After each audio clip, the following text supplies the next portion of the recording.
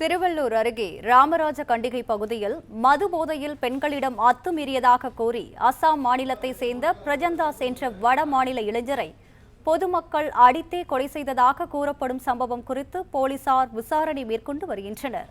இது தொடர்பாக கூடுதல் விவரங்களுடன் இணைக்கிறார் எமது செய்தியாளர் பாலாஜி. வணக்கம், விவரங்களை பதிவு செய்யலாம். வணக்கம். திருவள்ளூர் மாவட்டம் வெங்கல் காவல் நிலைய எல்லைக்கு உட்பட்ட ராமராஜ கண்டிகை பகுதியில் நேற்று மாலை வடமாநில இளைஞர் ஒருவர் வீட்டில் இருந்த பெண்களிடம் மது போதையில் தண்ணீர் கேட்பது போன்று இந்தியில் பாணி வேண்டும் என கேட்டு பெண்களிடம் அத்துமீறியதாக கூறப்படுகிறது.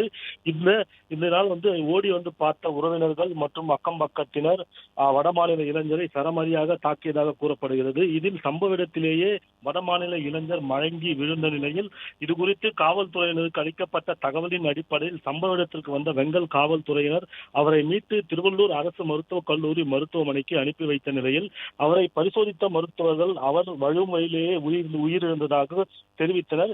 இதனை அடுத்து வழக்கு பதிவு செய்த வெங்கல் காவல்துறையினர் வடமாநில இளைஞர் மீது தாக்குதலில் ஈடுபட்ட பெண்களின் உறவினர்கள் என 3 பேரை கைது செய்து விசாரணை மேற்கொண்டு வருகின்றனர்.